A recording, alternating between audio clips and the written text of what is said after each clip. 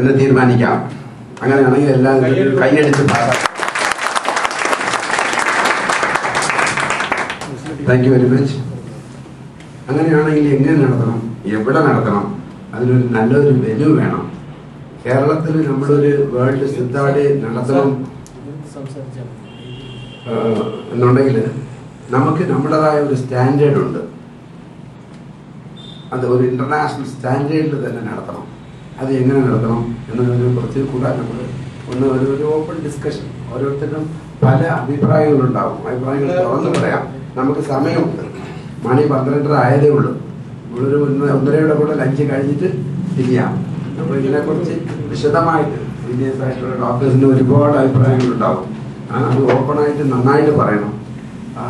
കാരണം ഇവിടെ ഡോക്ടർ പറയുണ്ടായി,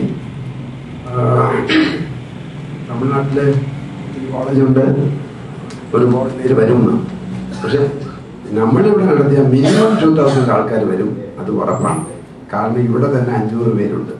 തൊട്ടടുത്ത് മുഞ്ചറയിൽ 250 പേരുണ്ട്. പാളയംകോട്ട് സിദ്ധ മെഡിക്കൽ കോളേജിൽ 750 പേരുണ്ട്. സ്റ്റുഡൻസ് തന്നെ ഇന്ന് 1600 പേരുണ്ട്. PG സ്റ്റുഡൻസ് 450 പേരുണ്ട്. പണ്ടത്തെ സ്ഥിതിയല്ല. പണ്ട് 40 പേര് ഒരു ബാച്ചിലുള്ള 200 പേര് മാത്രം ഒരു കോളേജ് പാളയംകോട്ടെ സിദ്ധ മെഡിക്കൽ കോളേജ് ഇരുന്ന സമയത്ത് ഞങ്ങളിവിടെ 3 കോൺഫറൻസ് നടത്തി. 3ലും 90% ആൾക്കാർ വന്നിരുന്നു. അന്ന് ആകെ ഉള്ളത് 500 ഗ്രാജുവേറ്റ്സേ ഉള്ളായിരുന്നു. അപ്പൊ ആൾക്കാർ ഇങ്ങോട്ട് വരുമെന്നുള്ള ഒരു സംശയം വേണ്ട. ഇപ്പൊ വളരെ സന്തോഷത്തിലാണ് പലരും. പക്ഷെ നമ്മുടെ തീരുമാനം അറിയണം, അതിനുവേണ്ടി കാത്തിരിക്കുകയാണ്.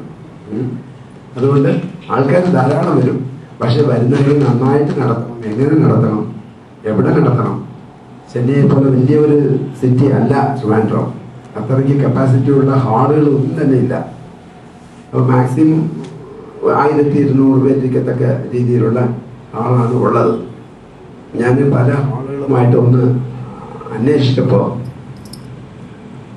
ഗവൺമെന്റ് ഹാള് 2 ഉണ്ടായിരുന്നു. സെനറ്റ് ഹാളും ടാഗോർ തിയേറ്ററും. ഇത് രണ്ടും റിനോവേഷന് വേണ്ടി ഇപ്പോൾ 6 മാസത്തേക്ക് അടച്ചിട്ടിരിക്കുകയാണ്. അത് 2 നമുക്ക് കിട്ടാനില്ല. അവിടെ വാതിൽ അടഞ്ഞു. പിന്നെ ഉള്ളത് ഈ ട്രിവാൻഡ്രം ക്ലബ്ബ്, ശ്രീമുഖം ക്ലബ്ബ്, ഈ ക്ലബ്ബുകളൊക്കെ പ്ലാസ്റ്റിക് കസേരയിട്ട് ഇരിക്കുന്ന ഒരു സെറ്റപ്പേ ഉള്ളൂ. പക്ഷെ അവിടെയും ഇപ്പോൾ ഇല്ല, ബുക്കഡാണ്. ഇവിടെ കല്യാണങ്ങൾക്ക് 1-2 വർഷങ്ങൾക്ക് മുമ്പേ ബുക്ക് ചെയ്യും. അങ്ങനെയാണ് ഇവിടുത്തെ സ്ഥിതി. ഉള്ള ഒരു സ്ഥലം AKG സെന്റർ, അത് ഏതാണ്ട് നല്ല ഒരു സെറ്റപ്പിലുള്ള ഒരു ഹാളാണ്. 1200-250 പേര് അക്കോമഡേറ്റ് ചെയ്യാം. ലഞ്ച് കൊടുക്കാൻ വേണ്ടി അതോടെ കൂടെ ചേർന്ന് തന്നെ ഒരു കല്യാണ മണ്ഡപമുണ്ട്, ഹസൻ മരക്കാർ ഹാൾ. ഇത് 2 നമ്മൾ എടുക്കുകയാണെങ്കിൽ തരക്കേടില്ലാത്ത രീതിയിൽ നമുക്ക് സ്റ്റാളുകളും എല്ലാം അവിടെ ഏർപ്പാട് ചെയ്യാനും നന്നായിട്ട് നടത്താൻ പറ്റുമെന്നാണ് എനിക്ക് തോന്നുന്നത്. അതിനെക്കുറിച്ചും നമ്മൾ കൺസെപ്റ്റ് ആലോചിക്കേണ്ടതായിട്ടുണ്ട്. അത് കമ്മ്യൂണിസ്റ്റ് പാർട്ടിയുടെ ഒരു ആസ്ഥാനമാണ്.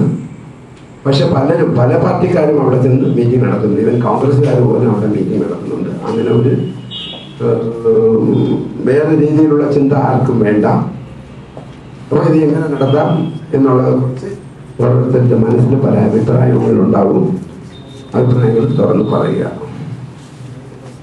തീർച്ചയായിട്ടും ഡോക്ടേഴ്സ് ധാരാളം വരും. ഡോക്ടേഴ്സെ കൊണ്ടുവരാൻ തന്നെ ഇപ്പൊ തന്നെ ഇതിനെക്കുറിച്ച് ആലോചിക്കാൻ തന്നെ നമ്മൾ മീറ്റിംഗ് ചെയ്ത ഒരു മിനി കോൺഫറൻസ് പോലെ ആയി. ഇപ്പോൾ ഇന്നാള് ചെന്നൈയിലും അതുപോലെ ആയിരുന്നു. അതിനേക്കാളും കൂട്ടം ഇവിടെ ഉണ്ട് ഇപ്പോൾ. അപ്പൊ അതിനെക്കുറിച്ചുള്ള ആലോചനകൾ ഇവിടെ മുഴുവൻ ആൾക്കാരുടെ മുഴുവൻ സപ്പോർട്ടും വേണം. ഇരുന്നാലേ നന്നായിട്ട് നടത്താൻ പറ്റത്തുള്ളൂ. വരുന്നവരെ റിസീവ് ചെയ്യണം. ചിലപ്പോൾ ഒരുപാട് പേർക്ക് അക്കോമഡേഷൻ നമ്മൾ ഉണ്ടാക്കി കൊടുക്കണം. അത് അവരുടെ തന്നെ അവർ പേ ചെയ്യും.